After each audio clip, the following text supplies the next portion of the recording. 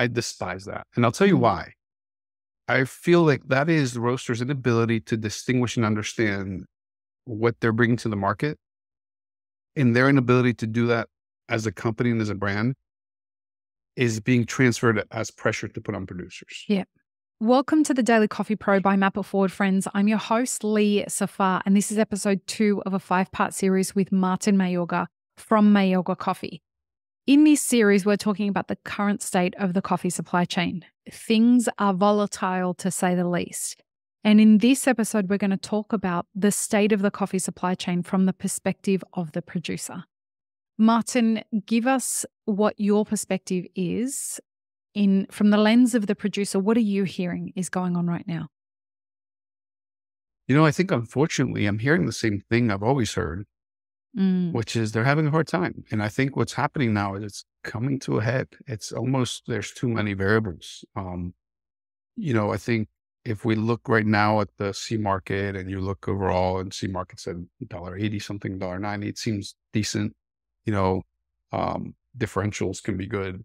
Some are pretty bad depending where you're looking, but you're not really hearing the facts about input costs, right? We heard about them during pandemic where everybody was just surprised by inflation, but these producers' costs have just exploded. Not only inputs as far as fertilizer and all the things that they need to do for the proper agronomy, labor is either non-existent, and if they can get it, it's very expensive because it's just a supply and demand issue. And why is that labor gone? Because people are leaving these countries. Mm-hmm. And I can speak to Latin America where I focus. I live in Costa Rica. I spend most of my time in Latin America. That's where I conduct business. And their variables are becoming harder and harder. And look, you have to recognize that I talk about and engage typically the more remote indigenous poor producer, right? Mm-hmm. So their reality, I don't think has ever really been represented in our industry properly. There's maybe 2 or 3 other companies who actually focus on the co-op model and focusing on helping indigenous communities and doing those things. I think the new wave of investor level or wealthy farmers in Latin America has really just kind of made these guys obsolete, and I think the more poor, impoverished producer is becoming extinct. And I don't blame them because I wouldn't want my children to do something that has kept me in poverty for 3 generations either. So I think we're really at a crisis at that level, which is the producer everybody talks about wanting to help and markets about helping. Nobody's helping. And maybe that's extreme. Maybe it's not nobody, but 95% of the people I see out there talking about them are not promoting, are not supporting them. And I think they're tired of it, and rightfully so. I think they should go and try something different. They should, rip their coffee out and plant cacao. They should rip their coffee out and I get people in the industry get very upset with me. I had a conversation with somebody here in Costa Rica where there's a lot of coffee that still hasn't sold from the last harvest. And we're talking December when they're actually picking the next harvest. And my comment to this person was, look, maybe it's a good thing. Maybe Costa Rica has been one of the fortunate countries where tourism and land value has increased so much that coffee should be a thing of the past. So maybe these coffee farmers, instead of stressing about why they can't sell coffee because the internal costs are so high because it's actually a more developed country, if you can't sell coffee because you're selling it at $4.50 a pound because of your internal costs, then switch, sell something else, build cabins, have tourism. And that's not popular at all. And I get people in the coffee industry very upset when I say that. But look, I care more about people than I care about coffee, and that's never going to change. And I think that we have to come to a realization that the indigenous, remote, poor producer with quarter of an acre of land that lives on their coffee farm is being starved out, literally. And I don't think people either care or understand or want to acknowledge that. So the wealthy farmers are great. They're planting their geishas. They're doing their fun processes. They're working with the cool roasters that are hyping them up on social media. They're picking them up in their, $150,000 cars, putting them up in 5-star hotels. Those relationships are great, but that's not the reality that I care about and that I think consumers think that they're helping. Nor is it the majority of producers. I had a conversation with someone recently, who's well known in the industry, about the impact that roasters are having on producers and how that's causing producers to have a very tainted outlook on the idea of specialty coffee. Their big issue is that specialty coffee roasters are coming to producers and saying, we need you to produce coffee that's like this. And so they go to the trouble of buying the inputs that are required for that, going to the trouble of, fermentation tanks, et cetera, et cetera, et cetera. And then the roaster comes back and says, actually, I can't sell it. It doesn't taste the way I thought it would end up selling. Talk to me about what damage you think that's doing to producers. I despise that. And I'll tell you why. Friends, World of Coffee Dubai is back in 2024, and I am proud to announce that the Daily Coffee Pro by Mapper Forward will be the official podcast partner for World of Coffee Dubai for the second year in a row. The Roasters Village will be a one-of-a-kind destination for all things coffee. As an exhibitor, introduce your artisanal roasts to an international audience and gain valuable insights from their perspective. Visitors, immerse yourself in the celebratory coffee culture experience by sampling exclusive cups poured with passion from cafes worldwide, and absorb insights that will elevate your own appreciation of all things coffee. Whether you brew coffee or just love savoring a fine cup, this event gathers the global coffee community under one roof in an amazing city. Join us at World of Coffee Dubai in 2024 at Dubai World Trade Center from the 21st until the 23rd of January. Tickets are available at dubai.worldofcoffee.org, or you can contact us on social media for any questions that you might have at mapforward.coffee. Get your tickets now, folks. Come see the podcast being recorded live, and we hope to see you in January in Dubai for World of Coffee. I feel like that is the roaster's inability to distinguish and understand what they're bringing to the market, and their inability to do that as a company and as a brand is being transferred as pressure to put on producers. Yeah. Produce this for me, produce that for me, jump through this hoop, And to me, it's a very selfish move, because the reality is you create your brand, you create your point of differentiation, you understand how to compete in this market, work with your producers to then enhance and evolve that. But don't put that pressure on the producers, because that's what you're doing. You're telling the producer, make me look good, give me something different. Well, for these producers, that's a 3 to 5 year process sometimes, right? When you have to plant something, find the seeds, do all the things. And I have to say that the biggest issue I'm seeing right now, and I'm telling you this is bad, is there are producers who still have coffee they can't sell from last harvest, and producers that I work with very closely who typically have sold 80% of their crop, by now when they start picking, who've sold 10%. Why? And I think what's happened, because roasters are realizing that talking about points and talking about a process, is not a point of differentiation, because anybody can do it. I could, at the snap of my fingers today, turn all the millions of pounds of coffee that I buy into coffee that's only 86 plus points natural process. That's just, it's easy. That's a linear process. It's not differentiation. And I think because roasters are starting to be hit with that reality, they're not buying the coffee from producers. And those producers who overinvested into that with hopes and with dreams of $5 coffee and, having these partners, guess what happens? These roasters just don't come back. It's not a conversation. It's not, hey, they just, oh yeah, we didn't hear from these people and those people. And I'll tell you, I started seeing this happen in 2020. I probably bought 30 containers of coffee that I didn't need, 30 containers being over 1.2 million pounds of coffee, to help producers who got just screwed by small roasters who made all the promises in the world, but then it was, oh, well, pandemic and business is down. So all this partnership and all this, we're investing in people just went out the window. And frankly, it hasn't come back. And I don't think it will. To give people some perspective on what kind of volumes of coffee we're talking about that you deal with, how many containers are you buying a year, roughly? I don't get into specifics of my business, but it's in the hundreds. Great. That's enough. And That's I can fine. tell you something interesting.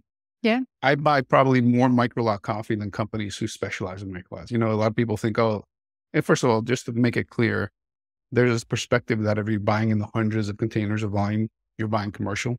You're buying minimum 82, and that's only when it's partner farms that are having a tougher year. We will accept an 82 to kind of, we don't bail on our producers. But we do 83, 84 point coffees all day long. And then for fun, we'll throw in some crazy, process and some geishas and some 87s and just the fun stuff is significant in the hundreds of thousands of pounds. So I want to dispel this notion that if you're moving hundreds of containers, you must be working commercial. Let me be very clear. In the 83 point plus world, there are thousands of containers, hundreds of thousands of containers available. So let's not get into this world where we think that we're very special because we sell small volumes. We're just small, right? And my model is scale got us into this problem. And by got us into this problem, I mean that scale allowed the trade to abuse and exploit and take advantage of producers and kill and ruin communities in the countries that I grew up in. Mm-hmm. And to me, the only way to reverse that is through scale. So whoever thinks they can get on a high horse and talk to me about Mayorga not caring because we're big needs to understand the reality of what got the farming side into this mess and what can get us out. And it's not going to be done one bag at a time. It has to be done hundreds of containers at a time because we're talking about billions of pounds that have impoverished communities.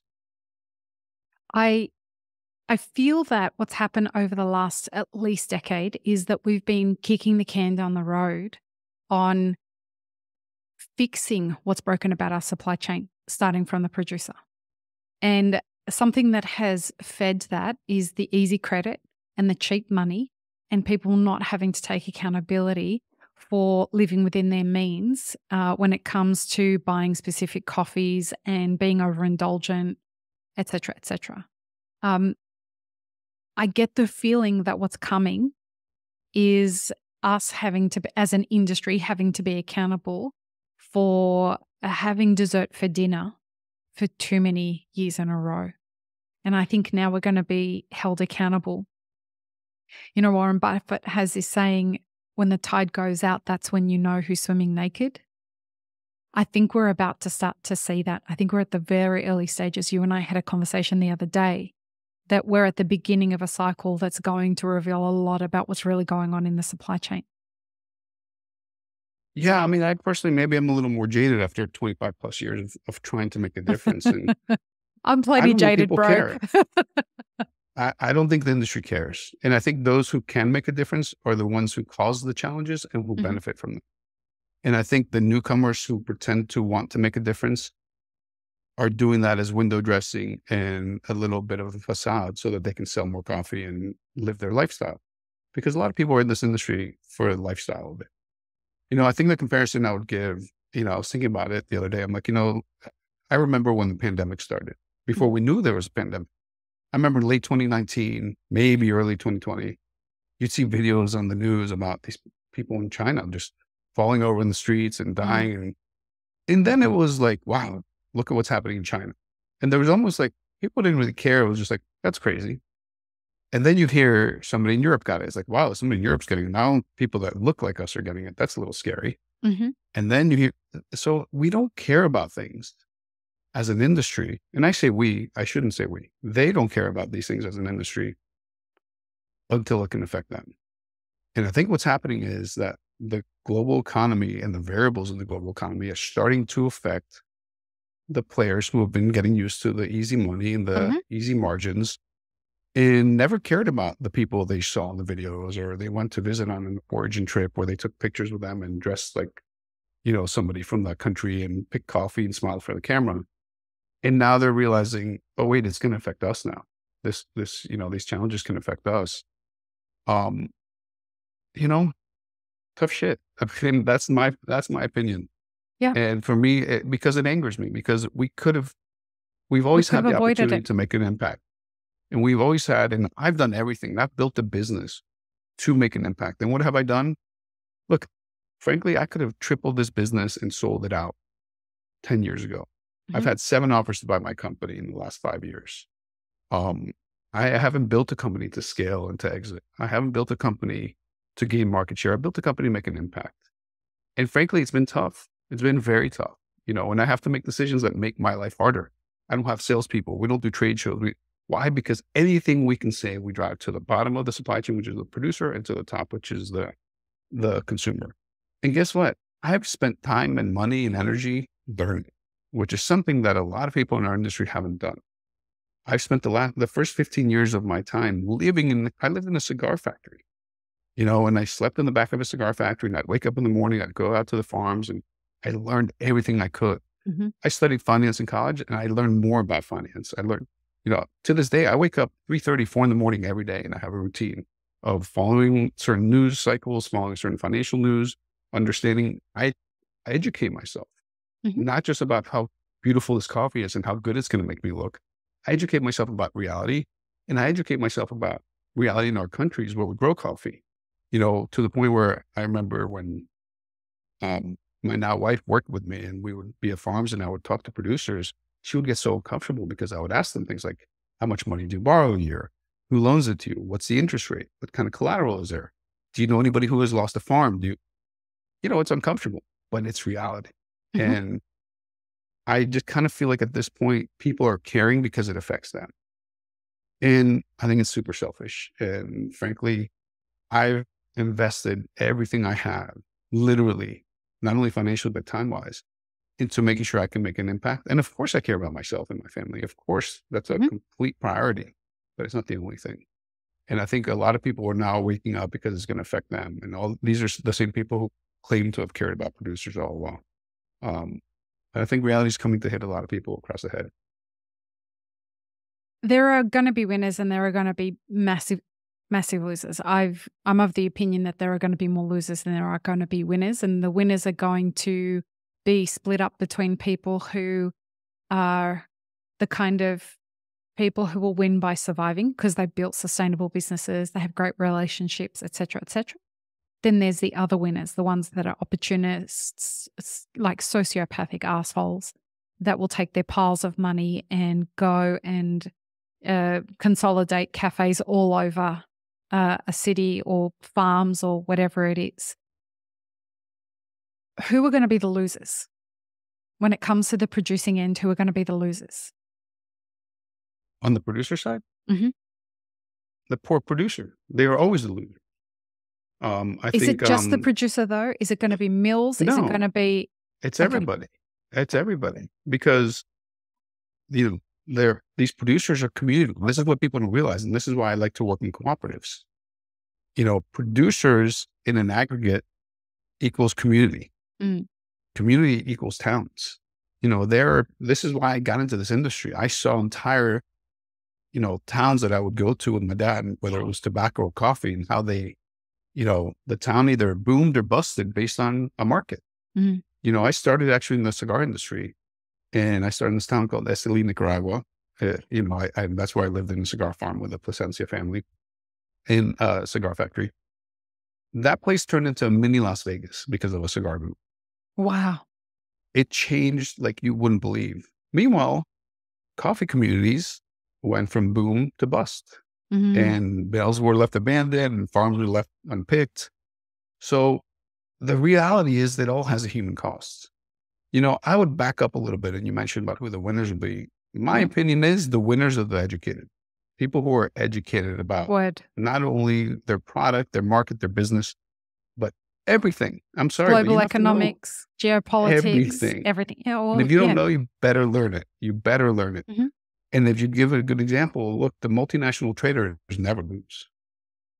And as much as you might, people might have their negative thoughts about them, very smart people and very educated, and they very much know what the lay of the land looks like. And once you're educated, you can almost, I wouldn't say predict the future, but you can prepare for it.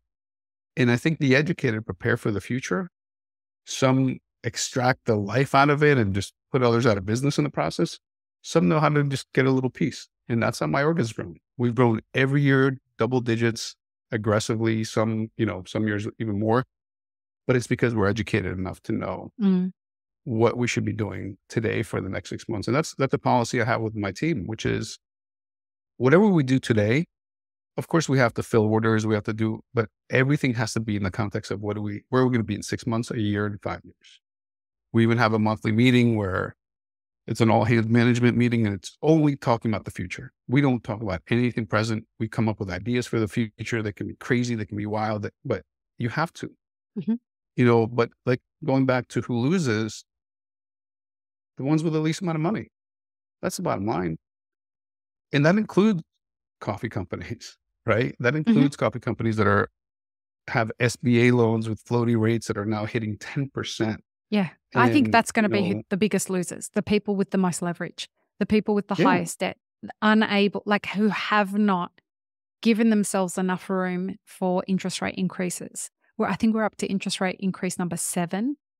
And who knows how many more are coming? Who knows what's going to go on? I think that's going to be who the big losers are. I think the biggest thing we need to, and by the way, on loans, I had a friend tell me the other day that he was looking to an SBA loan, and it's like a 3% origination fee, which is right off the top, and then something like 10.2% interest rate. It's massive. Wow. But, one of the things I think we also have to, that blows my mind about human nature, which is we have these very selective memories.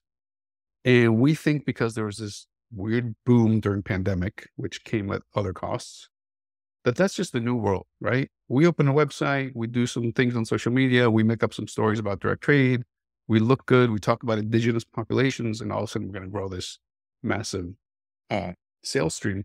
Those days are behind us. And I think people don't realize that consumerism, markets, and all the variables, they're fluctuating and changing always. And I think people get very comfortable. I think people think because I bought a house when the prices are going up, it's always going to go up. Things go up and down and sideways and left and right. And I think that is the biggest thing. Humans get comfortable and they have short memories, such short memories. And I think the amount of people that are over levered right now is scary. Yeah, it's very scary. About 3 years when we started talking about people being over levered. For those who don't know what that means, people are in too much debt, basically. And we started talking about challenging times coming. And we were early. Granted, we were early. I thought it was going to happen a lot sooner than it's happened. But people were contacting me saying, why are you being so negative? Like, you're predicting something that's not likely to happen. Look at the state of the economy. And I'm like, I'm not fortune telling here. I'm informed.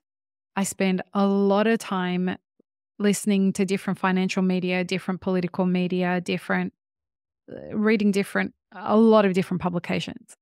And this was, anyone who says they didn't see what's coming just isn't informed. This was predictable as predictable gets.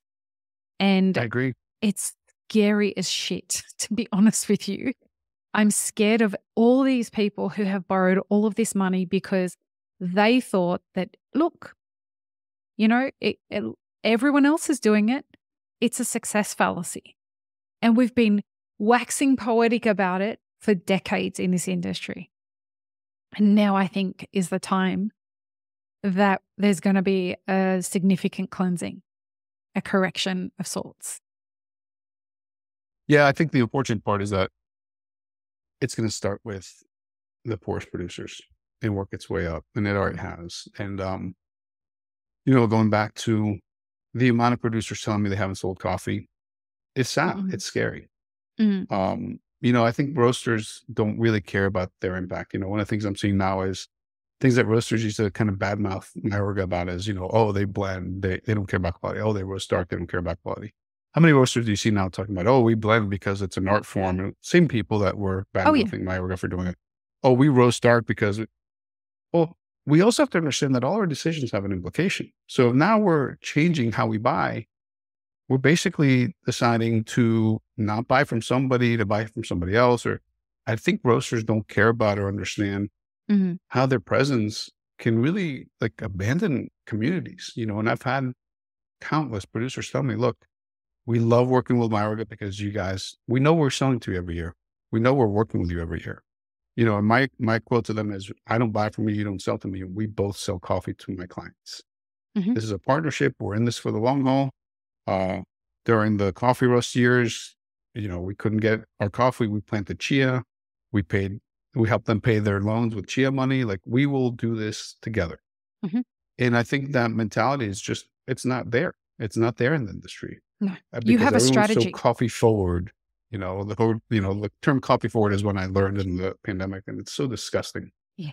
Because fine, care about coffee, but how about being people, community, and humanity forward? I don't think that exists. No. We're now heading into territory that talks a bit about the exporter and the trader and the importer. So in the next episode, folks, join us for that, where we have a conversation about the perspective of the industry from them. And before we go, please remember to share this series with everyone that you can so that we can get people informed about what's coming. The more people that understand what is happening, the better it's going to be, hopefully, fingers crossed, to kind of get people ready for what we're talking about is coming in this series. Anyway, peace, love, and peanut butter. Have an amazing rest of your day. Thanks, friends. If you enjoyed this video, here's what you should check out next. Consider supporting Map It Forward on Patreon, and be sure to subscribe and hit the notification bell before you leave.